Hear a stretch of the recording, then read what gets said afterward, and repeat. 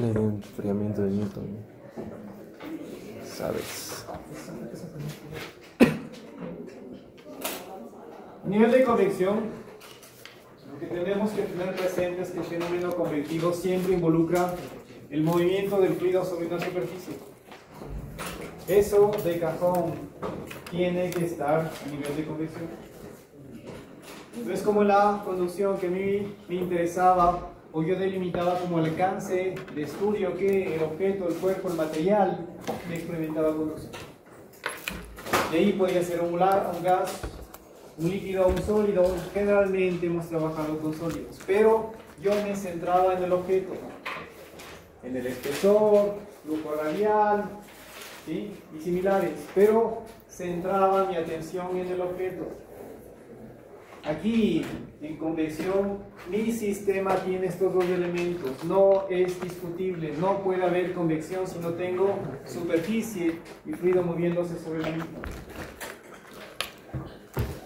Entonces, a nivel de convección, siempre tendremos un fluido que se mueve sobre una superficie, que repito, eso no es negociable, y que el sistema o ese sistema conformado por fluido moviéndose sobre una superficie debe de presentar la fuerza impulsora. Eso también no es negociable.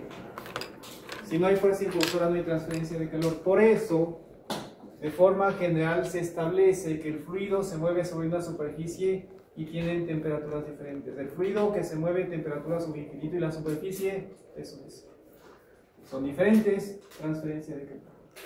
Y para este fenómeno convectivo, la ecuación genérica que vamos a utilizar es la ley de enfriamiento de Newton, que es el negativo que un poco refleja la naturaleza en cuanto a la dirección de transferencia de calor. El área de transferencia está fijada ¿por qué? Por esta superficie. Esta superficie es la que está experimentando, o es la que define el área de transferencia.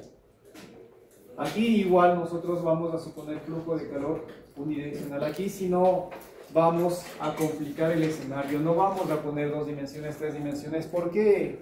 Porque el fluido tiene una temperatura en la superficie y otra, y va a existir transferencia de calor desde la superficie hacia el fluido que se mueve a la inversa.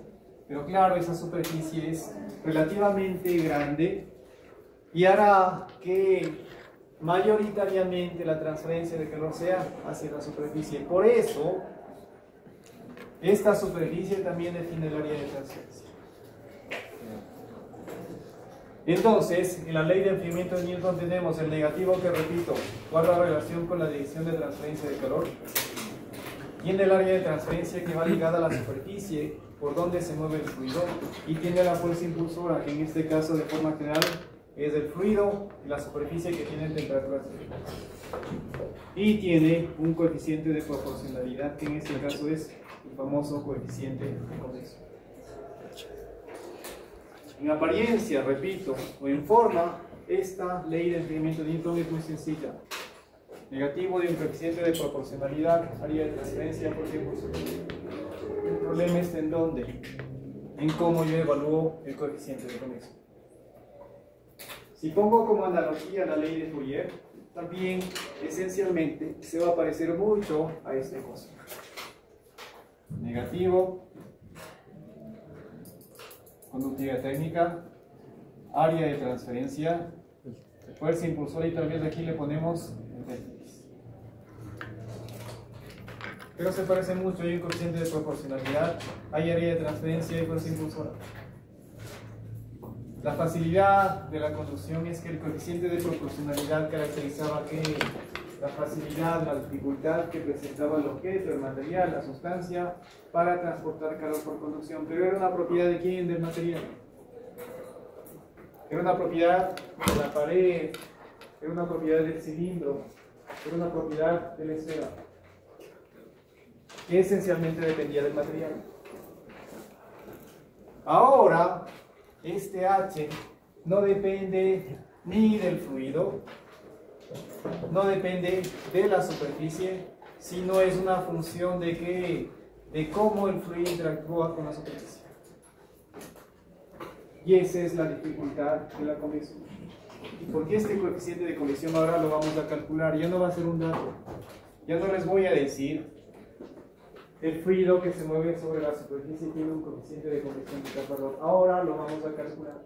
Pero este H, vuelvo y repito, no depende del fluido de la superficie, sino más bien de cómo este fluido interactúa con la superficie. Por eso, en muchos escenarios, dependerá si esta superficie es plana, es curva, es rugosa, es lisa. Dependerá también de cómo este fluido se mueve sobre la superficie, si es régimen laminar, de transición o de turbulencia. Depende si esta superficie contiene o no completamente el flujo. Ahí estamos hablando de qué, flujo interno, flujo externo. Depende de si este fluido se mueve naturalmente o se mueve de forma forzada, convección natural, convección forzada. Y depende también del fenómeno que está detrás o que la transferencia de calor induce. ¿Por qué? Porque cuando el fluido se mueve sobre la superficie puede calentarse, puede enfriarse. Eso es más que obvio, porque por efecto de la transferencia de calor las sustancias van a cambiar su temperatura. Pero por efecto de la transferencia de calor no únicamente yo puedo tener calor sensible, sino también puedo tener calor de cambio de fase. Entonces vamos a tener que discriminar muchos escenarios, muchos casos, y para cada caso eventualmente un tratamiento particular, que lo veremos reflejado a nivel de qué, a nivel de ecuaciones, modelos matemáticos que me permitirán calcular el coeficiente de convección. En la mayoría del tratamiento de la convección nos vamos a centrar en esto, cómo calcular el coeficiente de convección, porque ya no es dato, y yo necesitaré ese H para que yo pueda calcular cuánto calor está siendo transferido cuando el fluido se mueve sobre la superficie.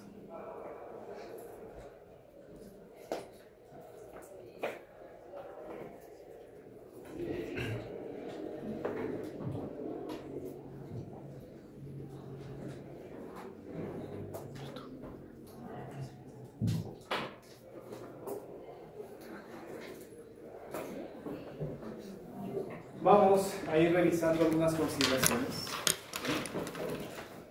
que un poco nos permiten a nosotros tener más fundamentos teóricos, sobre todo a nivel de la convección. ¿Sí? La convección tiene que ver con este movimiento masivo neto, por eso hablo de movimiento de fluido sobre una superficie. Masivamente las moléculas del fluido se están moviendo. A diferencia de la conducción, en la conducción, recuerden, la famosa analogía de cómo pueden apagar el incendio. En conducción solo las moléculas interactúan. En convección ya hay un movimiento macromolecular, un movimiento masivo. Por eso yo hablo de que no es negociable que yo voy a tener un fluido moviéndose sobre una superficie. A nivel de la convección, como les decía, dependiendo de cómo se promueve ese movimiento de fluido, la convección puede ser libre o natural, o puede ser forzada.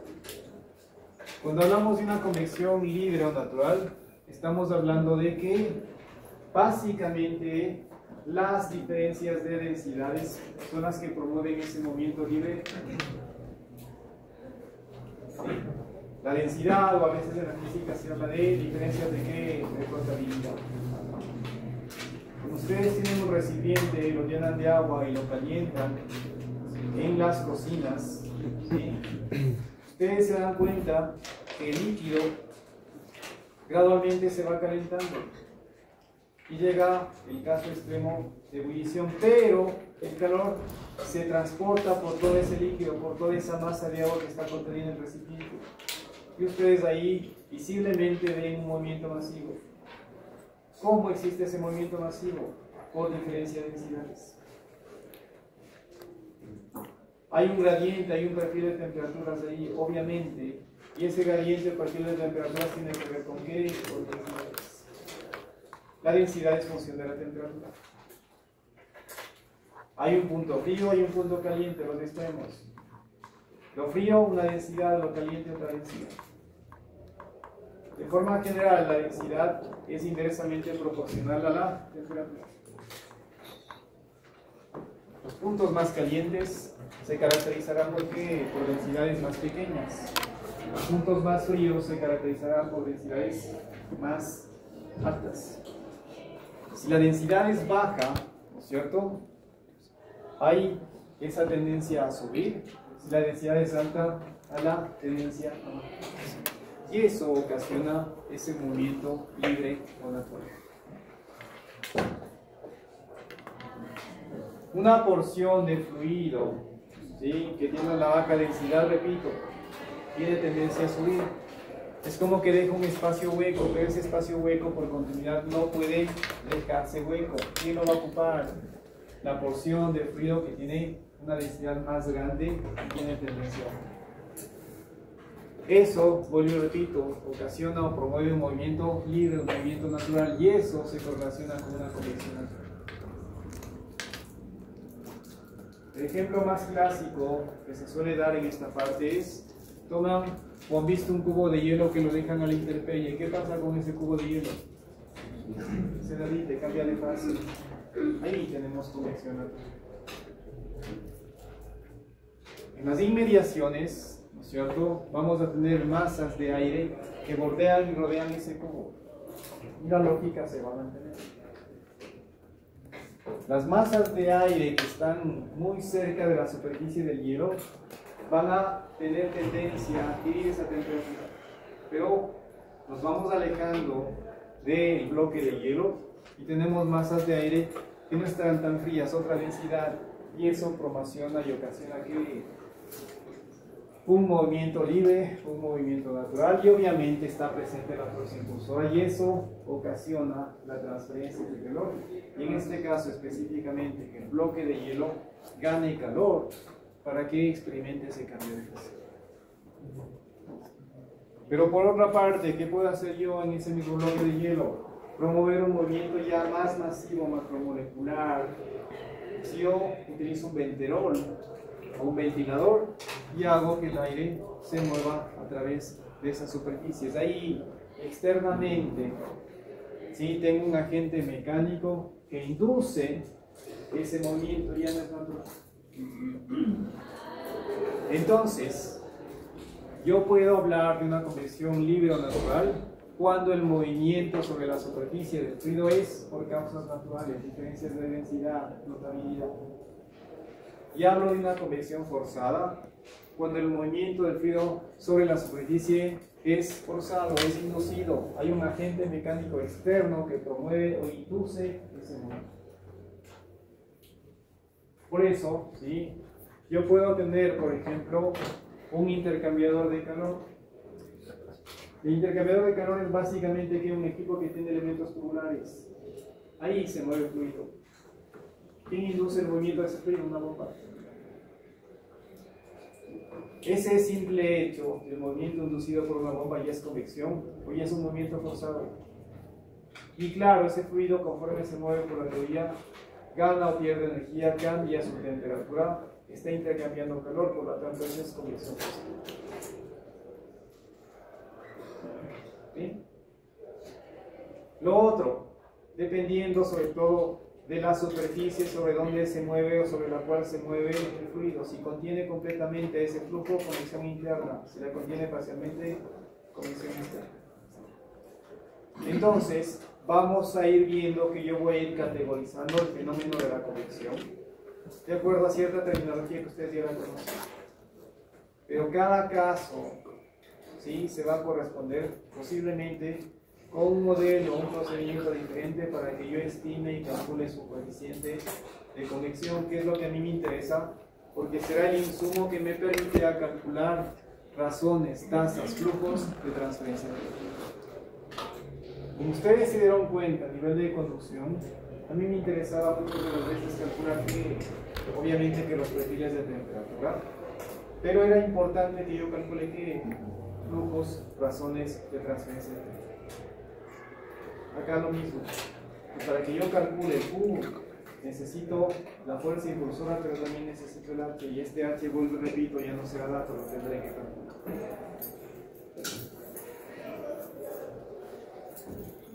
En la convección, ¿sí? A pesar de que no se la mencione, pero la convección necesariamente tiene que estar presente.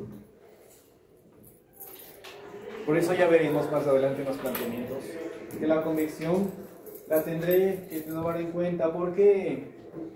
Porque si yo estoy hablando de movimiento de fluidos sobre una superficie, ahí tendré que recordar ciertos conceptos de la parte hidrodinámica, de transferencia de cantidad de movimiento y específicamente el famoso principio de adherencia o de no deslizamiento. El fluido se mueve sobre la superficie. Las moléculas que están junto a la superficie, ¿qué pasa? Se adhieren a la misma, y si la superficie está estática, esas moléculas están pegadas, no se mueven, tienen velocidad de corazón. Y si las moléculas no se mueven, ¿cuál es la única opción para que transporten calor? Conducción. Por lo tanto, en esa superficie, las moléculas están pegadas, están adheridas. Y si están estáticas, la única opción para que esas moléculas transporten calor es conducción. Por lo tanto, la conducción estará presente en el fenómeno convectivo, a pesar de que no se la mencione. Por eso veremos en su momento que un punto de partida, o un argumento que emplearemos, será justamente que en esa superficie hay una igualdad entre el flujo de calor por conducción y luego el flujo de calor por convección. Y de hecho, ahorita vamos a hacer una analogía.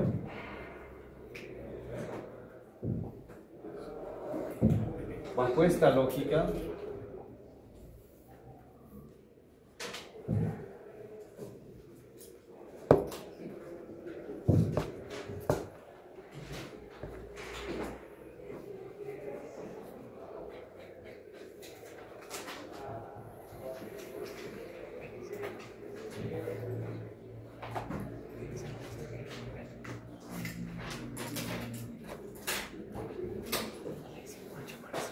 entonces, momentáneamente me estoy centrando en dónde, en la superficie.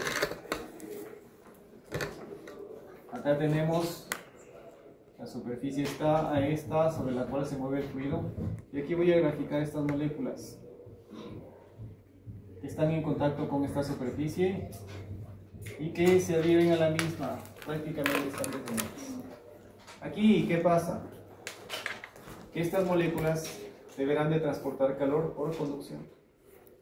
Entonces, esta capa de moléculas que están en la superficie van a transportar calor por conducción y luego se llama el fluido ya netamente por convección. Y se va a cumplir esto. Calor por convección igual al calor por conducción. Entonces, por analogía, estoy comparando ley de Fourier con ¿qué? Con ley de movimiento de Newton. Tengo área de transferencia, tengo fuerza impulsora. Por analogía y por comparación, yo aquí ya puedo establecer que el coeficiente de convección ha sido o puede verse como igual a ¿qué? A la conductividad térmica dividido para ¿qué? Para un espesor. Conductividad térmica de quién? Del fluido, pero este espesor de quién? De estas moléculas, que en definitiva tiene que ver con ¿qué? El espesor de la capa límite perora térmica. Por lo tanto, por analogía, posiblemente yo pueda decir, sí, listo, problema resuelto, ya sé cómo se calcula el coeficiente de convección. Conductividad térmica del fluido dividido por el espesor de la capa límite térmica. Pero chicos, no se puede medir la capa límite térmica. Conforme a la forma irónica yo les digo siempre, yo no voy con una regla y va a medir el espesor de la capa límite. ¿Por qué? Porque no la puedo ver. Segundo, ese espesor es muy pequeño, muy reducido, milímetros. No voy a tener la exactitud que necesito para medir ese espesor. Y siendo ya práctico, posicionándome en el ámbito industrial, Si yo quiero dimensionar y diseñar o calcular el coeficiente de convección de un intercambiador, no voy a desarmar el equipo para medir el espesor de la capa límite. En el caso de que pudiese, tengo que ver otra estrategia que me permita a mí calcular ese coeficiente de convección. Pero por lo pronto, haciendo esta comparación, visualizando que la conducción también está presente, a pesar de que no se la mencioné, por analogías y comparaciones, yo ya podría de forma preliminar ver que el coeficiente de convección lo puedo calcular así, pero operativamente no es factible, porque ahí tengo que ver y calcular el espesor de la capa límite ahora, cosa que no es factible, porque repito, no la puedo ver. Si no puedo ver algo, no lo puedo ver. Entonces tengo que irme por otros caminos, por otras rutas, para poder calcular ese coeficiente de convección.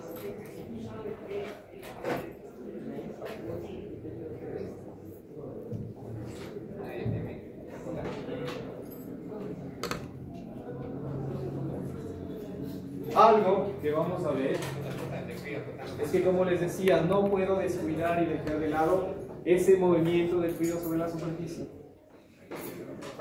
Si tenemos movimiento del fluido sobre la superficie, ahí la capa límite de velocidades está presente, no la puedo descuidar, está ahí. Y aparte de la capa límite de velocidades, hay la capa límite de... Los dos fenómenos estarán presentes: transferencia, transporte de cantidad de movimiento y transferencia de calor. Repito, si el fluido se mueve sobre una superficie, eso propicia automáticamente a que exista capa límite de velocidades. Pero también por la transferencia de calor habrá una capa límite. Las dos capas límites se van a generar de forma simultánea. No puedo decir que no existe capa límite de velocidades. Existe, y adicionalmente existe otra capa límite que es la térmica, y las dos se forman y se generan y se desarrollan de forma simultánea. Ya veremos cómo calculamos, y veremos que en ciertos casos el espesor de la capa límite de velocidades es mayor que la capa límite térmica, a veces invierte, y en ciertos casos las dos tienen el mismo orden de magnitud, pero, vuelvo y repito, las dos capas límites se están generando de forma simultánea.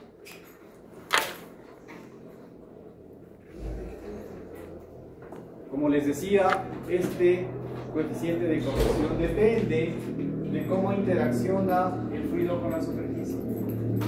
Por eso hay que tener en presente si el flujo es laminar, turbulento o de transición. El tratamiento, ya veremos en su momento, es a veces complicado. Ustedes ya vieron, sobre todo cuando vimos conducción de calor en régimen transitorio, que yo tuve que recurrir aquí al planteamiento de variables adimensionales, tal vez para poder solucionar el problema. Aquí será más que evidente esa particularidad, y veremos que todos los modelos matemáticos que vamos a utilizar para calcular coeficientes de convección involucran ¿qué? Grupos adimensionales. De hecho, ¿sí? Como les he dicho, yo necesito calcular ¿qué? Un coeficiente de convección, el H. Y con fines de cálculo, yo veré que ese coeficiente de convección tendrá su equivalente a nivel de grupo dimensional. Como les decía, a nivel de conducción de calor transitoria, yo tuve que generar grupos dimensionales. Y a nivel de temperatura, tenía una temperatura dimensional. A nivel de posición, tenía una posición adimensional. A nivel de tiempo, tenía un tiempo adimensional. Si mi interés es calcular un coeficiente de convección, yo tendré que generar un grupo adimensional que sea un coeficiente de convección en términos adimensionales.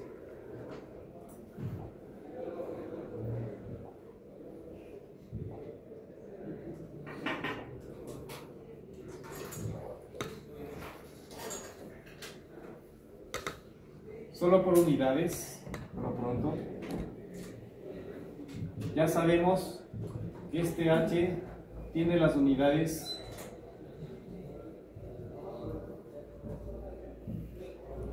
de energía, unidad de tiempo, y unidad de área de transferencia.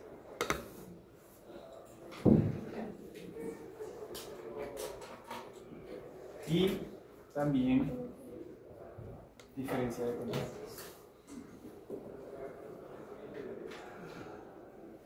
Pero, vuelvo y repito, a nivel de convección es más frecuente el empleo de grupos de dimensiones. Si yo quiero calcular el coeficiente de convección, tendré que calcular el coeficiente de convección en términos adimensionales. Y aquí, chicos, podemos aplicar también la teoría de Pi o de Buckingham, que en su momento la vieron o la vimos en fenómenos de transporte 1, centrado exclusivamente en lo que son fenómenos cognitivos.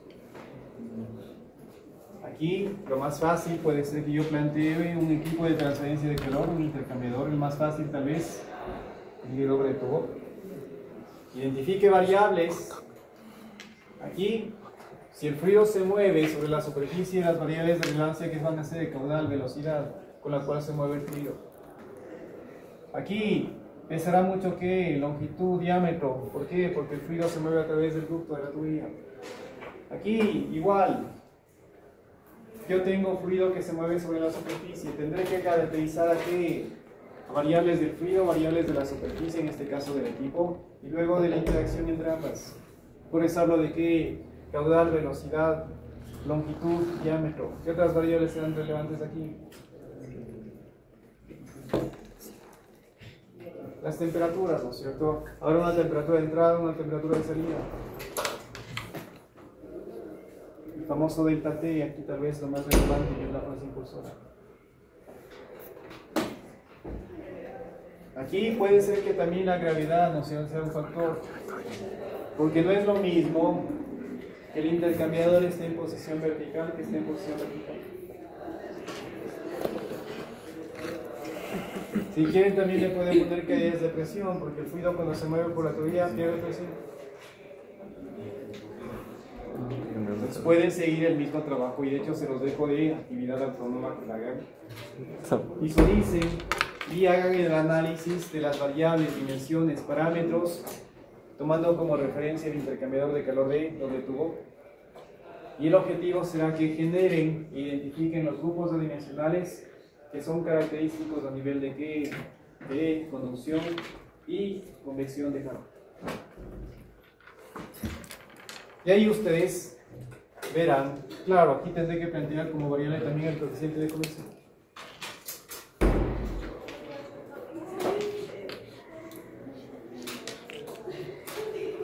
Producto de ese análisis, ustedes obtendrán un grupo adimensional que combine esto. Uno que ustedes ya lo vieron en su momento. ¿Dónde vieron este grupo adimensional?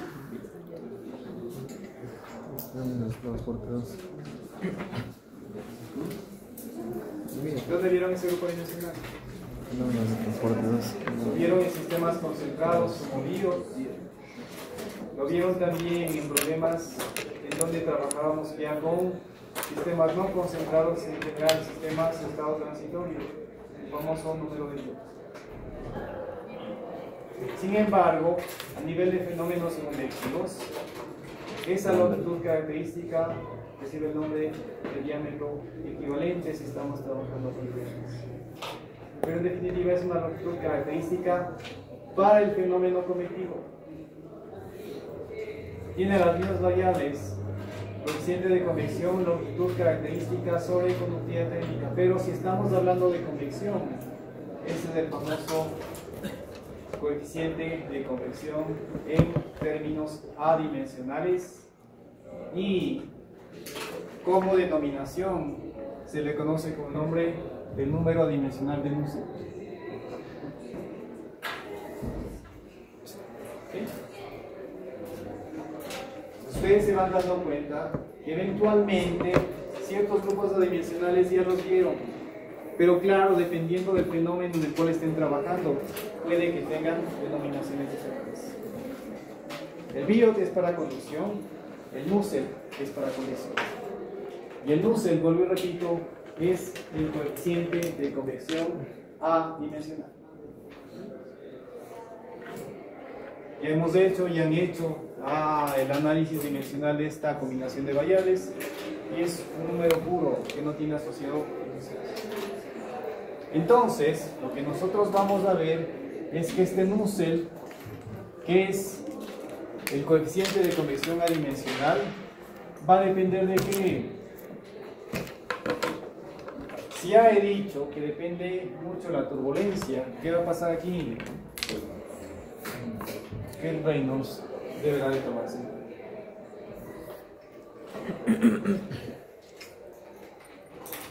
¿Qué otro grupo adimensional que será relevante a nivel de convección, perdón, cuando ustedes hagan este análisis? Será el grupo adimensional de Prandtl. Y este Prandtl combina viscosidad, capacidad calorífica sobre conductividad. Variables, ¿no es cierto?, que tienen que ver con propiedades físico-químicas relevantes a nivel de qué? A nivel de transferencia de calor. La viscosidad, obviamente que va a incidir. La viscosidad de alguna forma tiene que ver con qué? Con esa movilidad, con el movimiento del fluido sobre la superficie. Tiene que ver con qué? Con efectos de fricción, efectos de capa límite. Más o menos viscoso, obviamente que va a incidir en qué? En la transferencia de calor.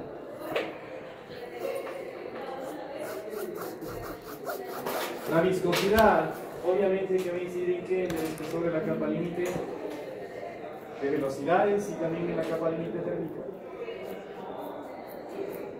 Como alguna vez les decía, visualicen a la capa límite como que, como ese espesor en donde está físicamente la resistencia que a la transferencia de calor. ¿Por qué? Porque en el espesor de la capa límite hidrodinámica, ¿qué pasaba? Que se concentraba ¿qué? El gradiente de velocidades. En el espesor de la capa límite hidrodinámica, ¿qué teníamos? La diferencia de velocidades. ¿Por qué? Porque en el humo opuesto, cuando tenemos la superficie tenemos velocidad cero y cuando termina la capa límite que tengo ya velocidad de corriente libre. Ahí está la fuerza impulsora. A nivel de capa límite térmica vamos a extender los conceptos y veremos que ahí en la capa límite térmica se concentra el perfil de temperaturas y tendremos de forma evidente la fuerza impulsora. ¿Por qué?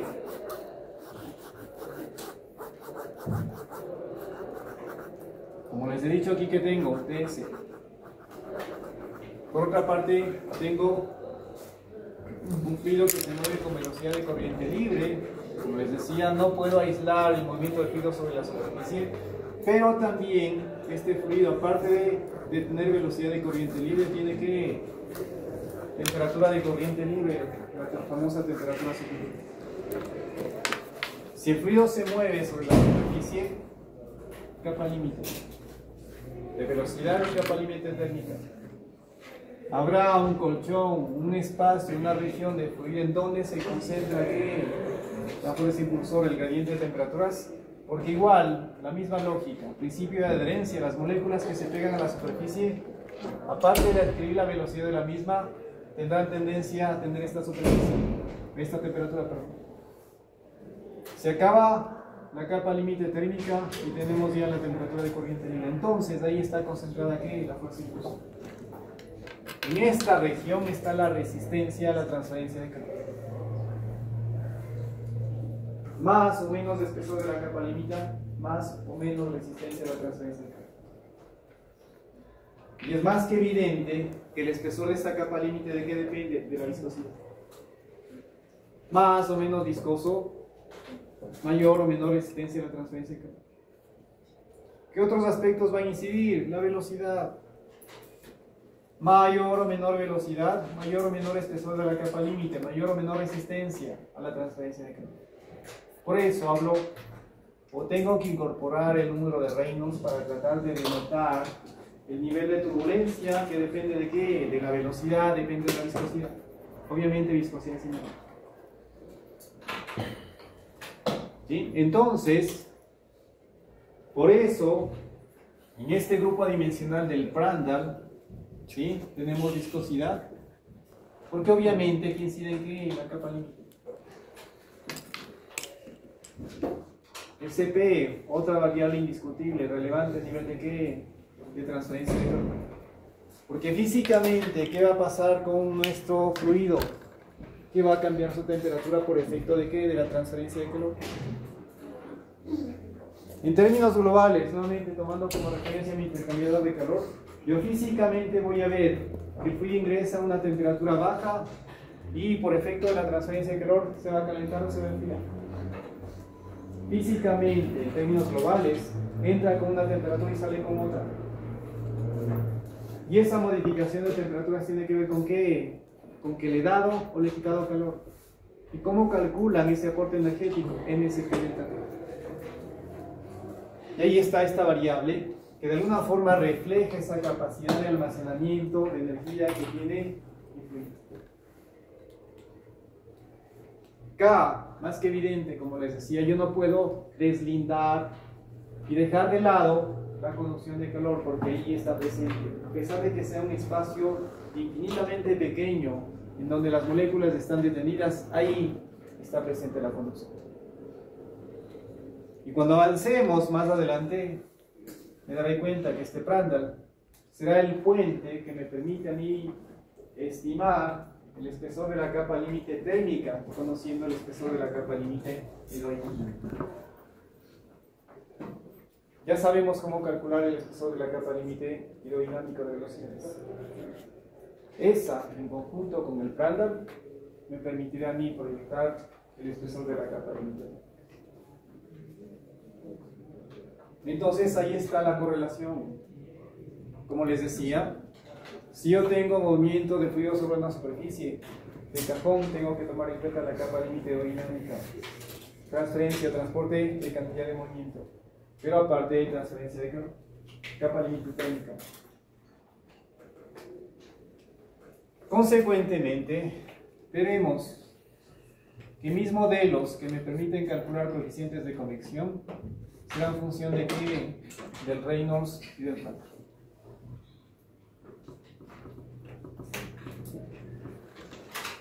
Esto ocurrirá siempre y cuando yo tenga que una convección o tenga flujo interno. Y también tengamos una convección que sea de tipo Rosetta. Luego, tal vez, cuando yo aborde problemáticas que tienen que ver con convección, es de tipo natural. ¿Sí? En una convección natural, yo no puedo discriminar y no le puedo catalogar al flujo como que sea laminar, como que sea transición, como que sea de turbulencia. Ahí aparecerán, ¿sí?, otros grupos adimensionales que me permitirán calcular los fenómenos cognitivos. ¿Sí? Ahí aparecerá, por ejemplo, un número que se conoce con el nombre de Rayleigh, que a su vez es la combinación o la multiplicación de dos grupos adimensionales. El número de Grashof, si mal no recuerdo, multiplicado por el número de Prandtl. Porque, fíjense, en el número de Prandtl, en definitiva, ya les decía, es el puente para ver las capas límites, pero en términos prácticos, el número de Prandtl es básicamente ¿qué? Propiedades físico-químicas de ¿qué? Del fluido que está experimentando transferencia de calor por convección. Y eso es importante porque, repito, ¿sí?, sobre el fluido juega un papel extremadamente importante en la transferencia de calor. No es lo mismo tener agua que tener glicerina o que tener aire. Cada cual va a tener un comportamiento diferente a nivel del fenómeno convectivo. Por eso este Prandtl es importante porque involucra básicamente propiedades físico-químicas. Reynolds ya sabemos que es importante y trascendental. ¿Por qué? Porque tiene que ver con ¿qué? Con el nivel de turbulencia. Pero esa turbulencia, vuelvo y repito, yo la puedo concebir así cuando estoy trabajando con ¿qué? Con convección forzada. En una convección natural hay un movimiento natural. Yo no lo puedo catalogar como que sea laminar de transición o de turbulencia. Por eso aparecerán otros grupos. En forma, o un poco recalcando esta particularidad, de que será muy frecuente que aquí utilice grupos adimensionales. Tomando como referencia transferencia o como patrón de comparación, transferencia de cantidad de movimiento, ahí no es muy frecuente que yo utilice grupos adimensionales. En flujo de fluidos por tuberías, ahí utilizo la ley o la ecuación general de Bernoulli. Ahí casi no pueden ver ustedes grupos adimensionales, excepto cuando ustedes están calculando que el factor o las pérdidas por fricción en la tubería. Ahí ustedes ven grupos adimensionales, pero son de forma implícita. No son explícitos. Acá, mis modelos siempre tendrán esta forma, en donde yo calcularé el H adimensional, que es el Nusselt, tomando en cuenta la turbulencia que está dada por el Reynolds, tomando en cuenta propiedades físico-químicas del fluido que están dadas a nivel de número de Planck. Obviamente ya veremos que aquí también tenemos factores de forma.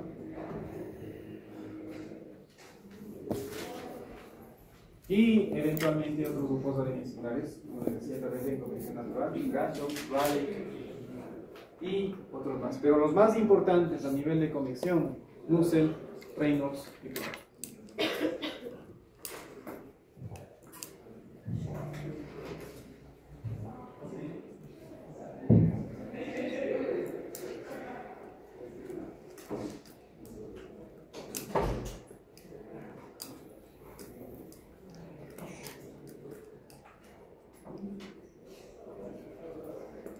Cuando analicemos y pretendamos ver los fundamentos de la capa límite térmica, el tratamiento será idéntico a la capa límite hidrodinámica. Tomaremos un elemento que primero estará ubicada en una zona laminar, plantearemos balances de cantidad de movimiento, porque el movimiento no lo puedo aislar, planteamientos que tienen que ver con conservación de energía, sistema abierto, continuo, lo que entra es igual a lo que sale, la masa tiene que conservarse.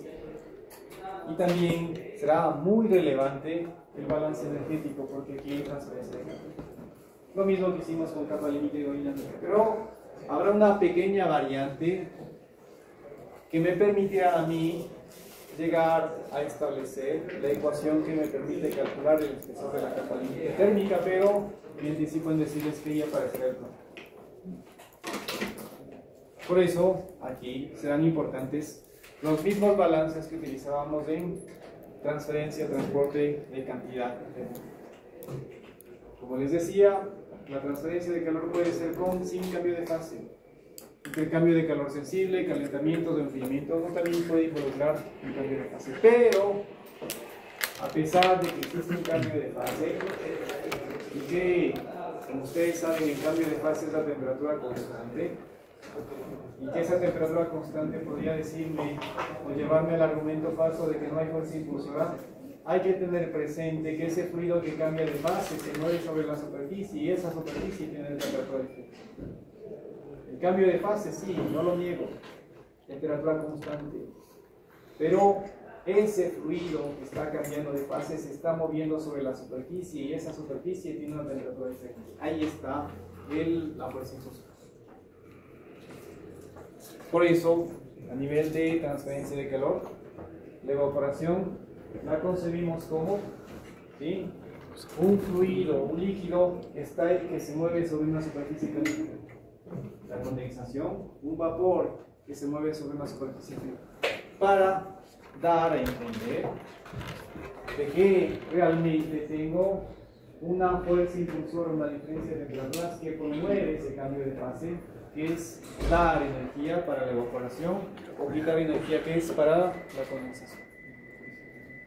También podríamos aplicar lo mismo para el cambio de fase del sólido líquido, la fusión, pero en términos industriales eso no es tan importante, no se utiliza mucho. Más condensación, más ebullición.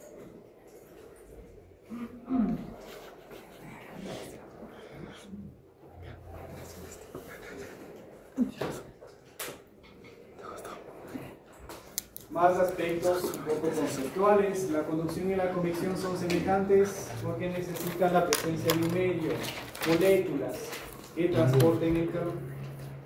En un caso solo interactúan, en el otro caso es movimiento masivo.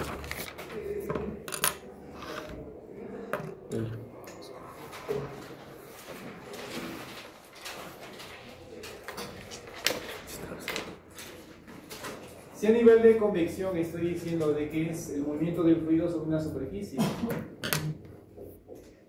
si hablo del fluido, eso automáticamente deja de lado aquí al estado sólido. ¿Sí? Entonces aquí netamente estaremos hablando o trabajando con fluidos, gases, líquidos y otros. Pero tengan presente de que a pesar de que yo esté trabajando con fluidos, este fluido en caso muy excepcional o particular puede transportar calor netamente por conducción. ¿Cuándo? Cuando esta diferencia de densidades o de flotabilidad no es tan marcado como para promover esa movilidad.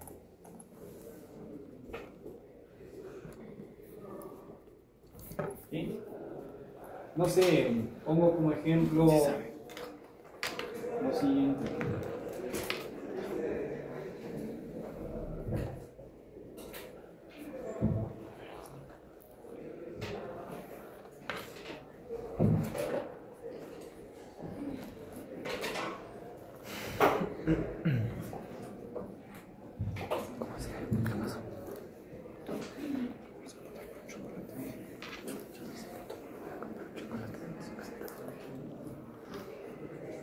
Al fluido, como alguna vez les decía, yo puedo representarlo, simbolizarlo como ¿qué? Como capas o láminas. A nivel de transferencia de cantidad de movimiento, les decía, cada capa o lámina se desplaza una respecto de otra con velocidad diferente. Pero si ahora estamos hablando o tratamos de incorporar lo inherente a transferencia de calor, les he dicho que se mantiene esta lógica de que la temperatura cambia con ¿qué? Con la posición. Aquí tengo un TS y posiblemente aquí ¿qué tengo? Entonces, si puedo o quiero incorporar este aspecto de capas, láminas, y hay este perfil de temperaturas, cada capa, cada lámina tendrá una temperatura desde TS hasta T sub 5. Si ligamos a que cada temperatura va ligada con una densidad, tendrá una densidad 1 y una densidad superior. ¿Sí? Y como les decía, si tal vez aquí tengo una baja densidad, porque aquí tengo mucha temperatura, la tendencia es que suba. Si aquí tengo una baja temperatura, que significa una alta densidad, esto. ¿Sí? Pues como les decía, si este bloque abandona su lugar, este hueco no puede quedar vacío y ocupa el que tiene tendencia a caer, y esto promueve el flujo natural. Pero puede darse un caso, vuelvo y repito, muy excepcional, en el que existe la diferencia de temperaturas, existe la diferencia de densidades, pero la fuerza de flotabilidad no es lo suficientemente significativa para que este bloque se vaya hacia arriba y el que está abajo caiga.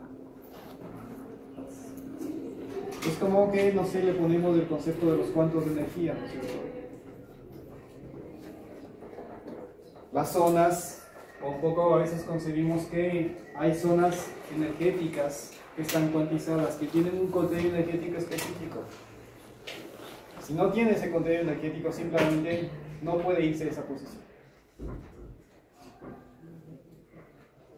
No sé, pongo como ejemplo estos, no sé, los rompevelocidades, ¿no es cierto? Si no tiene la suficiente fuerza o empuje el auto, a veces se queda aquí y luego se regresa. Si tiene la suficiente fuerza, vence la resistencia y pasa la vuelta. Entonces puede pasar en casos excepcionales que esa diferencia de flotabilidad entre las capas o láminas del fluido que no permite esta movilidad. ¿Qué pasa esto? a pesar de que hay la diferencia, tiene fuerza, diferente flotabilidad, no tiene la suficiente fuerza para que se vaya al otro lado y se quede. ¿Qué estamos hablando aquí? De que las capas están estratificadas. Hay el perfil de temperaturas, hay el gradiente, pero las moléculas, las capas no se están moviendo. Puede pasar esto con los gases, los líquidos, y aquí estamos hablando netamente de qué? De conducción. Pero si hay la suficiente fuerza de flotabilidad para que venza este obstáculo, ocupe este puesto y el otro lo reemplace, hay el movimiento masivo natural y es la condición. ¿Sí? Es un poco lo que estaba o trata de decirme, ¿sí? Esta parte de acá. Un gas o líquido puede transportar calor por convección o por conducción, dependiendo de si hay este movimiento macromolecular.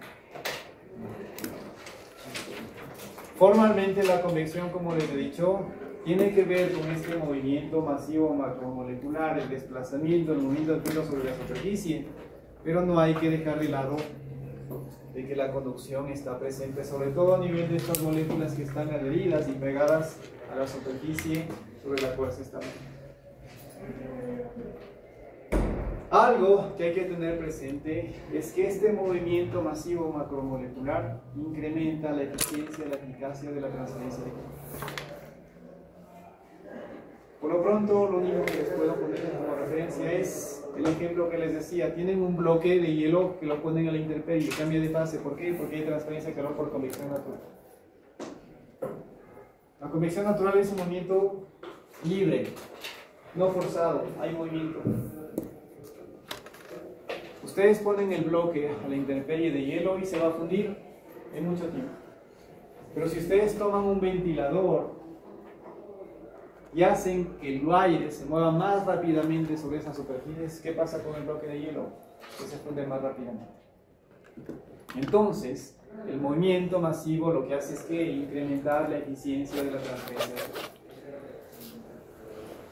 ¿Por qué? Porque ustedes están minimizando en tiempo más reducido los gradientes de temperatura que son los responsables de la transferencia. Lo mismo, ustedes se van a dar cuenta que tal vez un sistema se calienta más rápidamente cuando lo empiezan a agitar. Antes que si lo dejan sin agitar. ¿Por qué? Porque ese movimiento masivo incrementa la movilidad y esa movilidad lo que hace es básicamente tratar de reducir en tiempo más pequeño los gradientes de temperatura si queremos finalmente tener un sistema. Entonces, esta movilidad, el incremento de movimiento de las moléculas hace que la transferencia de calor sea mucho más eficiente, mucho más efectiva. Y en base a eso yo puedo decir que la transferencia de calor a nivel de velocidad es más rápida por convección que por conducción. Esto ya les había explicado, la convección va a depender de propiedades como la viscosidad cinemática, esto no hay que corregir. La dinámica sí, pero como les decía, yo no puedo dejar de lado la densidad, porque son propiedades del fluido, no pueden estar aisladas. Por lo tanto, va a depender la viscosidad cinemática, conductividad térmica obviamente, calor específico, y ya combinamos densidad con viscosidad dinámica. La velocidad, nivel de la turbulencia obviamente. Y va a depender también de la geometría de la superficie sobre la cual el fluido se está moviendo. Por eso ahí por lo pronto vamos a discriminar entre qué flujo interno, flujo externo. Superficie plana, superficie curva. La aspereza de la superficie también juega un papel extremadamente importante porque como les he dicho, yo no puedo dejar de lado que el desplazamiento, el movimiento del fluido sobre la superficie. Tomando como referencia el movimiento del fluido sobre una teoría para cálculos de qué, de la fricción, pérdidas por fricción, ustedes se dieron cuenta que la aspereza, la rugosidad del material juega un papel importante. ¿Cuándo? Cuando calculan el coeficiente de fricción, factor de fricción de Fanning. Si es laminar, la capa límite anula el efecto de la rugosidad. Pero si es turbulento, ahí sí la rugosidad juega un papel importante. Y si el fluido se mueve de forma turbulenta y aparte experimenta transferencia de calor, juega un papel importante la rugosidad. ¿Sí? Y esta última parte, ya les había explicado que la ecuación que me permite entender y modelar los fenómenos convectivos es la ley de enfriamiento.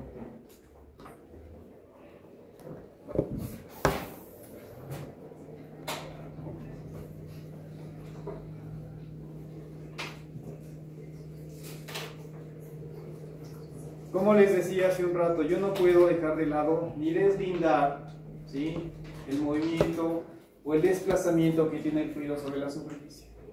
Consecuentemente, la capa límite hidrodinámica no la puedo descubrir.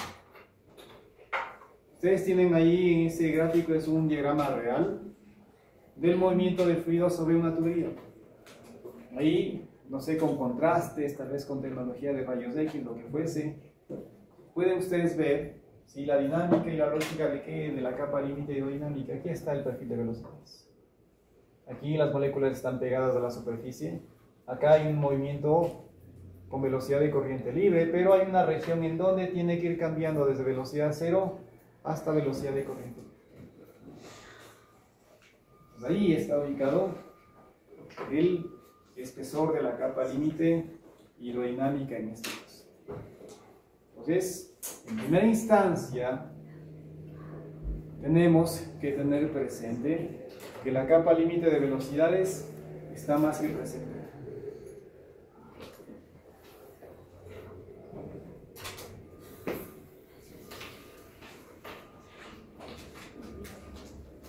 Esto no hace falta que lo vuelva a repetir, esto ya lo conocen, la condición de no deslizamiento, el principio de adherencia. Eso me permite un poco entender que existe una región en donde se concentra el perfil de velocidades, ¿sí? Pero lo que me interesa es esto de acá.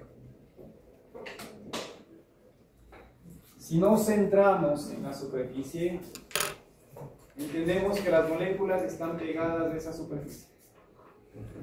Las moléculas están estáticas. La única opción para que esas moléculas transporten calor es por conducción. Pero luego ese calor se va hacia esas moléculas que están moviéndose de forma masiva, y eso ya es conducción. Por lo tanto, si centramos nuestra atención en esa superficie, esto tiene que cumplirse. Por eso, aquí me está diciendo que en esa superficie aplico la ley de Fourier, que es el negativo de ¿qué? De la conductividad térmica.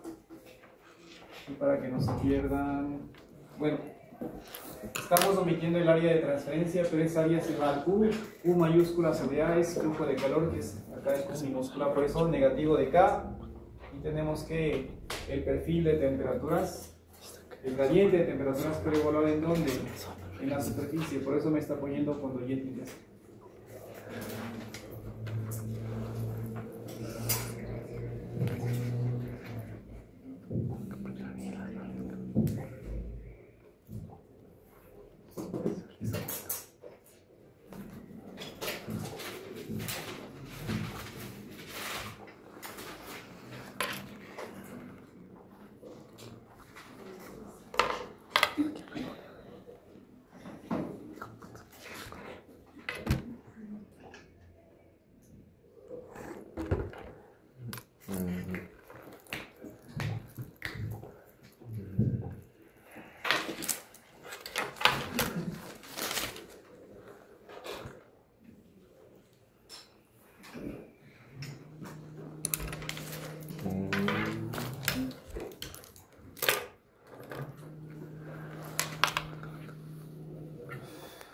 La ecuación lo que me está diciendo es lo siguiente. Hay capa límite de velocidades, hay capa límite térmica.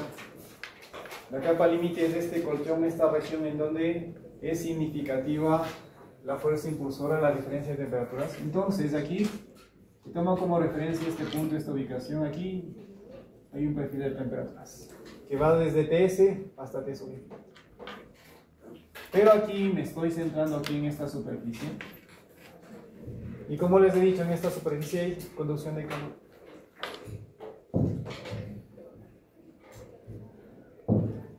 Y si es conducción de calor, ¿qué tengo que aplicar? Ley de Fourier.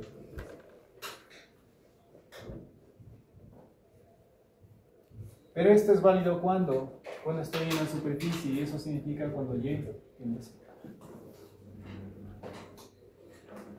Entonces aquí estamos igual frente a una disyuntiva, a una primera idea un poco teórica, ¿sí? De lo que yo había planteado hace un rato.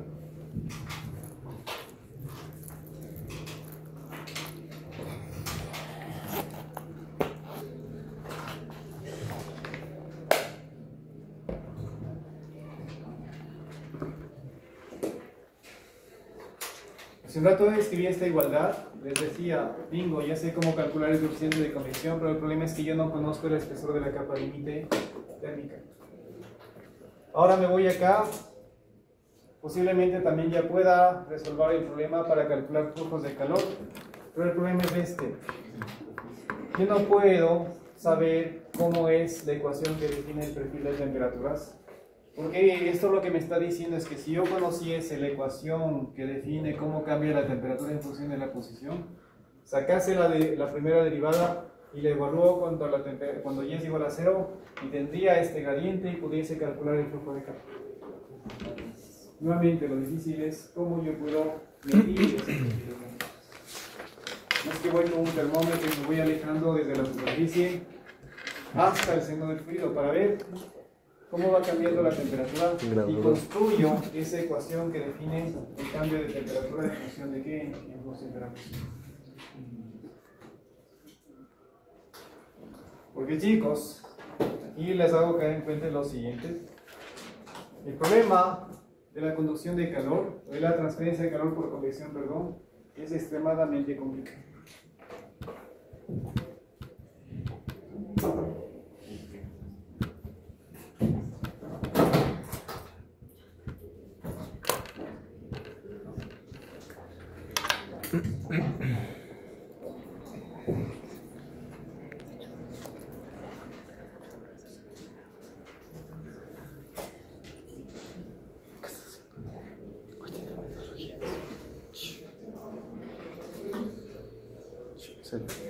Cuando yo tengo una tubería, sabemos que hay un perfil de velocidades.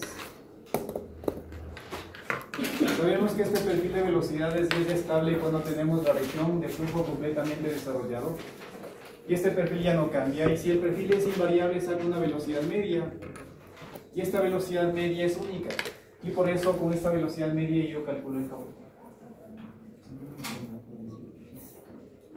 Ahora le sumo la transferencia de calor. Cuando el fluido experimenta transferencia de calor, ¿qué pasa? Que ingresa con T1 y sale con T2. Ojo, T1 y T2 son ¿qué? Temperaturas medias. Porque nuevamente hay que tener presente de que hay una capa límite térmica. Y si hay capa límite térmica, ¿qué pasa? Que hay un gradiente o hay un perfil de temperaturas. Entonces, este T1 y este T2 son temperaturas medias, equivalentes al concepto de una velocidad. Cuando yo trabajaba en transferencia de cantidad de movimiento, yo tenía esta ventaja de que esta velocidad media era la misma, era constante. Cuando yo trabajo con conducción de calor y esta temperatura media no es la misma, cambia. Si el fluido se está calentando, la T media va desde T1 hasta T2, siendo T2 mayor que T1.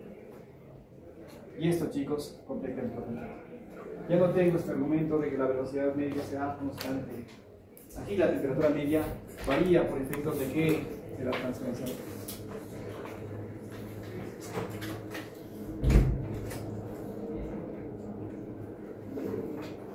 Y esta, chicos, es más limitante. Porque yo necesito recuperar esta particularidad desde la lógica de que yo tenga un valor medio que sea constante de forma equivalente o similar a una relación. Entonces, Si yo trabajo con temperaturas medias, espero que entiendan que si este fluido se está calentando, su temperatura media va cambiando desde términos. Sin embargo, chicos, si yo redefino la temperatura a nivel adimensional, yo puedo trabajar con una temperatura dimensional media que ya es constante. Eso es justamente lo que nosotros vamos a ver y vamos a darnos cuenta que yo definiré que un delta parcial versus un delta máximo que es constante, ya lo veremos en su momento, pero eso me permite a mí recuperar esta funcionalidad y tendremos el equivalente de que tendré una temperatura dimensional media que ya es constante a lo largo de la temperatura. Y eso realza porque a nivel de transferencia de calor es mucho más frecuente que yo utilice grupos adimensionales para el análisis de fluido.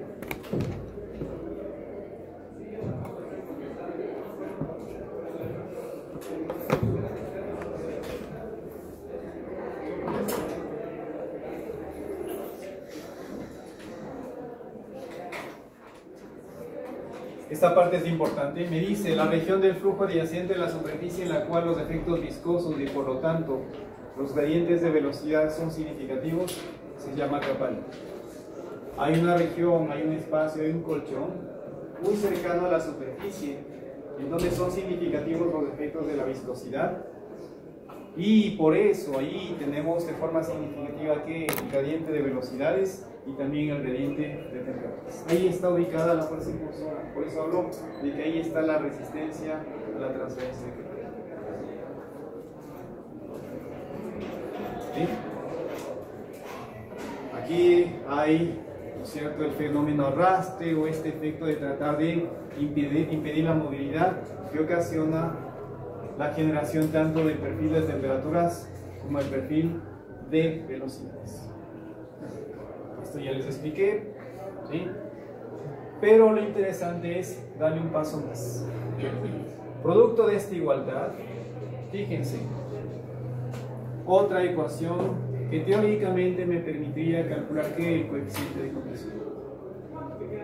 Tomando como referencia esta ecuación de acá, combinada con la ley de enfriamiento de Newton. Ahí yo ya puedo calcular el coeficiente de convección negativo de la conductividad térmica, gradiente de temperaturas devolvido justo en la superficie, dividido ¿para qué? Para la diferencia. Nuevamente, esta ecuación sería operativa si yo conozco la ecuación que define este perfil de temperaturas. Volvimos a lo mismo de antes. Yo no puedo, o es difícil que yo pueda calcular, estimar el perfil de temperaturas. Ahora que tenemos mucha tecnología tal vez sea factible, pero eso significa mucho tiempo. Mucha tecnología para que yo pueda hacer mediciones precisas y pueda calcular esta ecuación que define cómo cambia la temperatura con la presión. Los ingenieros somos más prácticos y necesitamos que vías mucho más rápidas, sobre todo que economicen tiempo de cálculo para que yo pueda evaluar este coeficiente de corrección.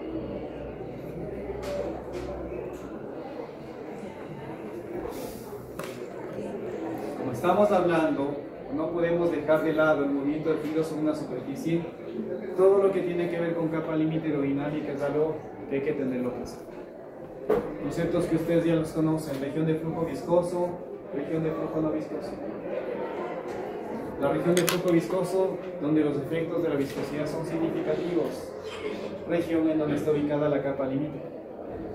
Región de flujo no viscoso, la viscosidad ya no es significativa, por eso el fluido ya se mueve ¿con qué? Con velocidad y corriente. Ya no hay el efecto arrastre, efecto retardamiento, ya todo se mueve con la misma velocidad porque la viscosidad ya no tiene efecto. El alcance de la viscosidad ya no tiene incidencia en el movimiento del fluido, por eso se mueve con la velocidad y corriente. ¿Sí? Estos conceptos los tenemos que tener presente, al igual que lo que es flujo compresible, flujo incompresible, también se va a mantener. Recordarán que yo el flujo compresible e incompresible básicamente lo definía como una condición de proceso. en la que me interesaba básicamente que el cambio de densidad. Y aquí será más que evidente eso. Porque la temperatura, ¿qué hace? Incidir en el cambio de la densidad. O sea, aquí sí es más crítico, sobre todo cuando estemos trabajando con gases. Con líquidos no hay problema, esos por naturaleza son incompresibles. Pero si yo estoy trabajando con gases, y si se mueve por la tubería sabemos que pierde presión, y ese cambio de presión que hace cambia la densidad. Pero si aparte le sumamos el efecto de temperatura que también hace que cambie la densidad, hace que se potencie el efecto, y puede ser que ahí tenga que tener más cuidado a nivel de que de flujo compresible o flujo incompresible. Pero seguimos manteniendo los criterios de que les decía que hay un porcentaje de tolerancia que me permite a mí establecer de forma práctica de que a pesar de que tengo un gas, si su cambio de densidades no supera el 5%, sigo sin perder exactitud en la posibilidad de aplicar ecuaciones para flujo incompresible. Flujo laminar turbulento deberán de recordar, natural forzado define la convección, condiciones estacionarias no estacionarias también, y puede darse el caso también de flujo unidireccional, bidireccional y tridireccional. Pero por facilidad y por practicidad, como les decía aquí, siempre hablaremos del flujo unidireccional.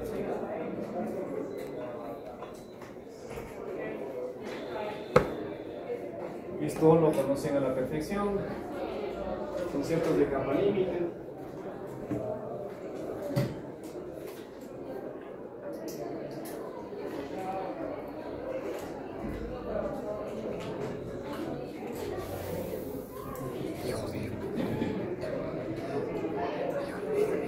Desde aquí un poco recordar estos conceptos que me permitían a mí calcular lo que son coeficientes de fricción, ver la equivalencia entre esfuerzo cortante y coeficiente de fricción, energía cinética, todas las ecuaciones que en su momento las vimos. Lo importante es que cuando yo tengo una superficie plana, la interacción del fluido en movimiento con esta superficie plana desencadena el aparecimiento de la capa límite de velocidades. Que el incremento de la distancia desde el borde de ataque de forma natural hace que el régimen del flujo vaya cambiando de laminar, transición y turbulencia. Que en su momento aplicamos 3 balances y llegamos a obtener ecuaciones que me permiten calcular el espesor de la capa límite y el famoso coeficiente de fricción. Teniendo eso en mente, ¿sí? Ahora vamos a ver lo que es la capa límite. El fenómeno es lo mismo. Ahora lo que vamos a incorporar es que antes no me interesaba la temperatura, solo me interesaba la movilidad. Y tal vez antes yo tenía el escenario en el cual la superficie y el fluido tenían la misma temperatura. Y eso anulaba cualquier posible efecto de transferencia de calor. Ahora el fluido, aparte de tener velocidad de corriente libre, tiene una temperatura de corriente libre que es diferente de la temperatura de la superficie. El fenómeno va a ser muy similar. El fluido, apenas interactúe con la placa, el famoso borde de ataque, automáticamente en este punto, el fluido que está en esta posición automáticamente adquirirá la temperatura de la superficie. Nos desplazamos un poco más desde el borde de ataque y tenemos ya un colchón de fluido en donde ya tendrá que hacerse visible la transición, el cambio de temperaturas desde TS hasta la temperatura del fluido. Se ha movido un poco más, ya hay más, sobre todo a nivel másico, probabilidad de que el fluido intercambie calor con ¿qué? Con la superficie. Antes el fluido solo interactuaba con este punto y en ese punto el fluido automáticamente adquiría temperatura de la superficie.